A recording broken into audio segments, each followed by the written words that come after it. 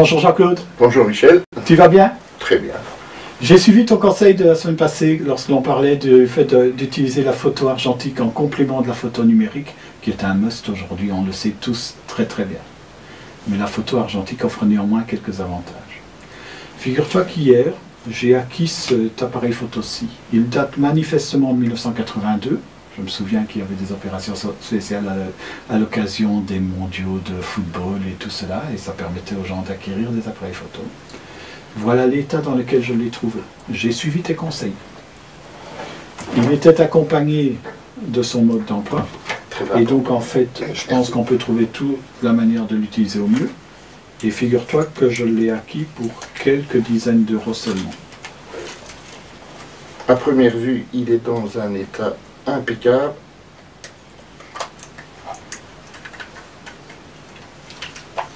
Et je pourrais même te dire qu'il a très peu servi.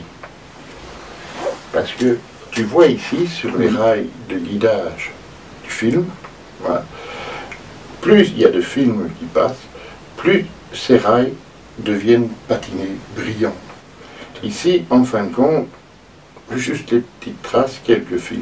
C'est l'exemple typique d'un appareil, soit qui était très bien entretenu, mais surtout là, qui a fait très peu de films. Oui, mais ça me rassure aussi, parce que ça veut dire que cet appareil a réellement servi, qu'il n'est pas un appareil qui n'a jamais fonctionné, etc., et qui n'aurait éventuellement pas pu ne jamais fonctionner.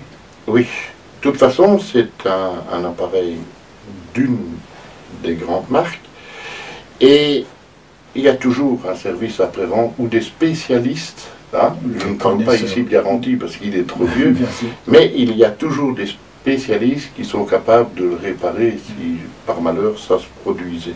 Moi, ce qui me suffisait aussi, excuse-moi de te couper, c'est le fait qu'à cette époque, tous les appareils photo étaient fournis avec des optiques en verre.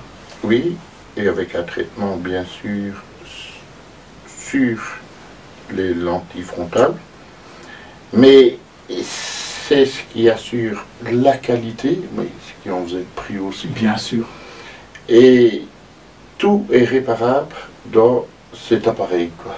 Ça ne pose aucun problème. Comment pratiquement pourrait-on l'utiliser? Donc le fait d'acquérir une nouvelle batterie, c'est un peu le point le plus difficile en quelque sorte. Des films, on peut toujours en trouver. Et je me souviens quand même, et on a tous eu le coup au moins une fois, il fallait mettre le film dans les encoches, là. Oui. Et il fallait quand même faire un tout petit peu attention.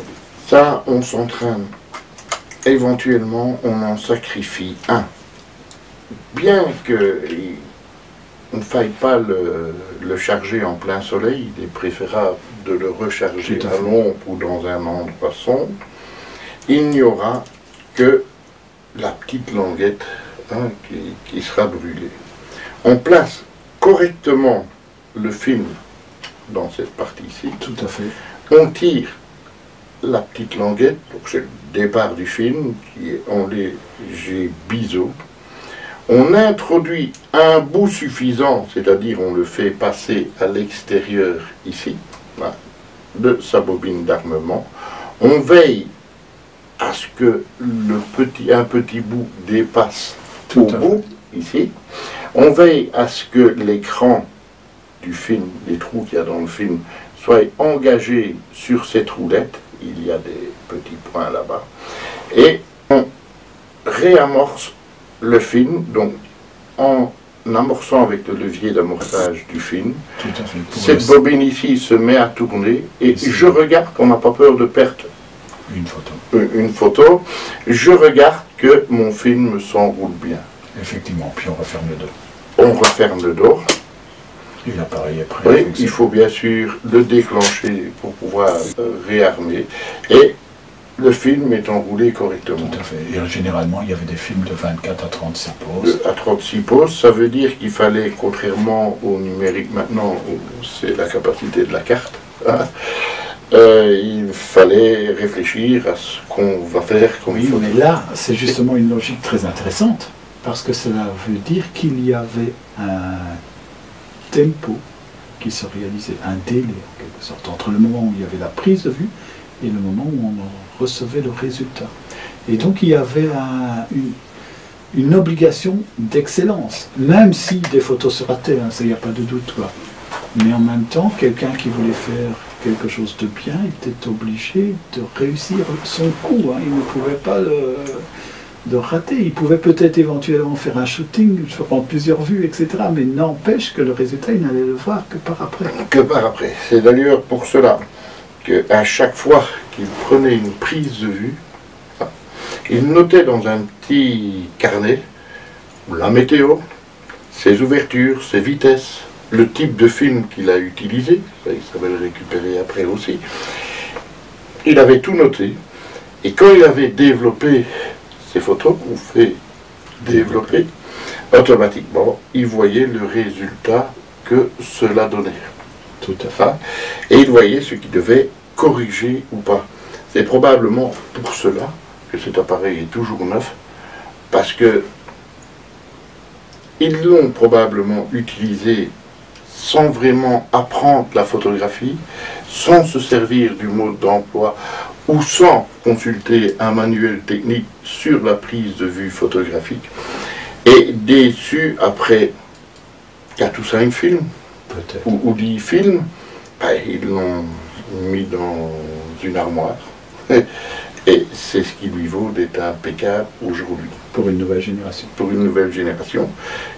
Et cet appareil va faire le bonheur de la nouvelle génération. Tout à fait. En tout cas, moi je trouve que c'est une réflexion très intéressante. Et si tu veux bien, nous la poursuivrons dans une série d'émissions que nous allons ouvrir maintenant, qui va être consacrée à l'histoire de la photographie au travers de certaines images, certaines photos qui restent marquantes encore aujourd'hui. Comment peut-on imaginer qu'une photo des années 30 soit encore parlante aujourd'hui? Ou une photo des années 50, 60, 80, 2000 ou autre? Certaines photos restent dans la mémoire, parlent toujours. C'est ce dont on parlera dans nos prochaines émissions, Jean-Claude. Voilà, à ta disposition, Michel. Merci.